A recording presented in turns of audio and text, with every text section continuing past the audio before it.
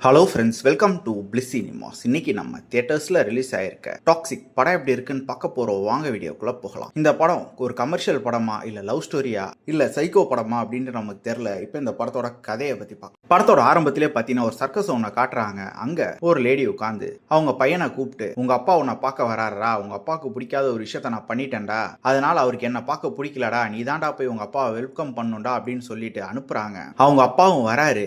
கரெக்டா இந்த லேடியோ பார்த்தீங்கன்னா அந்த சர்க்கஸோட வெடிக்க வச்சுட்டு இறந்து போயிடுறான். அவங்க அப்பா தான் பையனை கூப்பிட்டுட்டு கார்ல போறாரு. போயிட்டு அந்த பையனை காரோட சேர்த்து தண்ணியில தள்ளி விட்டுறாரு. அந்த பையன் ஒரு பிளாஷ்பேக் ஒன்று ஆரம்பிக்கிறான். 1947-48 காலகட்டங்கள்ல கோவால எங்க அப்பா எவ்வளவு பெரிய கேடு கட்டவனா இருந்தான் தெரியுமா அப்படின்ட்டு ஒரு கதையை ஆரம்பிக்கிறான். அப்படி அந்த கதை தான் என்ன, அப்படி அவங்க அப்பா பண்ண கேடுகட்ட விஷயங்கள்லாம் என்ன, கடைசியில இவங்க அம்மா பண்ண தப்பு என்ன, இந்த பையன் பொழைச்சானா இல்லையா அப்படின்றது தான் இந்த படத்தோட மொத்த கதையே. இப்போ இந்த படத்தோட பாசிட்டிவ் அண்ட் நெகட்டிவ் பத்தி பார்க்கலாம். இந்த படத்தை பொறுத்தளவு பார்த்தீங்கன்னா பாசிட்டிவ் சொல்றதுக்கு எனக்கு எந்த விஷயமே தெரியல. டெக்னிக்கலி இல்லைனா கலர்ஃபுல்லா ஒரு படத்தை கொடுத்துருக்காங்கன்னு என்ன சொல்லாமே தவிர மற்றபடி எதுவுமே கிடையாது. ஒரு படத்துல ஹீரோன்னு ஒருத்தரை காட்டுறாங்க. அவரு ஒன்னு பொண்ணு பின்னாடி இருப்பாரு, இல்லைனா சரக்கு பின்னாடி இருப்பாரு. ரெண்டுத்தையும் சேர்த்து மாத்தி மாத்தி பண்ணிக்கிட்டே இருப்பாரு.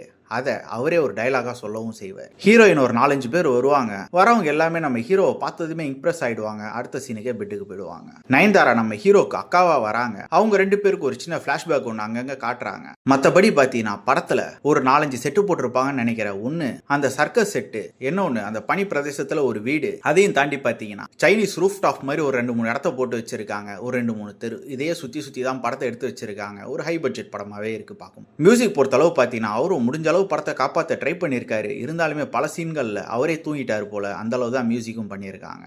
நம்ம ஹீரோ யாஷ் இதுக்கு முன்னாடி கேஜிஎஃப்னு 2 பிரம்மாண்டமான ஒரு படத்தை கொடுத்துட்டு இந்த படத்தில் நடிச்சிருக்காரு. அவரே டைரக்ஷன் பண்ணியிருக்காரா என்னன்னு நமக்கு தெரியல பேரு. ஆனா கீது மோகன்தாஸ் தான் போட்டாங்க. ஆல்ரெடி நம்ம ஹீரோ சொன்ன டைலாக் மாதிரி சரக்கு பொண்ணு அதை விட்டா ஒரு சீன் அப்படின்ற மாதிரி தான் படத்தை எடுத்து வச்சிருக்கு. மொத்தத்தில் என்கிட்ட கேட்டீங்கன்னா படத்தில் சொல்லிக்கிற அளவு எந்த விஷயமே கிடையாது. 3 மணி நேரத்துக்கு மேல போகுது படம் கிட்டத்தட்ட. ஆனா படத்தோட ஃபர்ஸ்ட் ஹாஃப் ஒரு 2.5 மணி நேரம், செகண்ட் ஹாஃப் ஒரு 2.5 மணி நேரம் உட்காந்து அந்த ஃபீல் தான் வந்து. உங்களுக்கு இந்த படம் பார்க்கணும்னு ஆசைப்பட்டீங்கன்னா தாராளமா ட்ரை பண்ணி பாருங்க. படத்துல அடல் கண்டென்ட் இல்ல, அடல் கண்டென்ட்டுக்குள்ள தான் படமே இருக்கு. சோ ஃபேமிலியோட பார்க்கறத அவாய்ட் பண்ணிக்கோ. இன்னொரு வீடியோல சந்திக்கலாம். தேங்க்யூ. ஐயோ, ரேட்டிங் கொடுக்க மறந்துட்டோம். இந்த படத்துக்கு நம்மளோட ரேட்டிங் கேட்டீங்கன்னா இந்த படம்லாம் ரேட்டிங்குள்ள அடக்கவே முடியாத அளவு ஒரு படம் தான். வேணும்னா ட்ரை பண்ணி பாருங்க.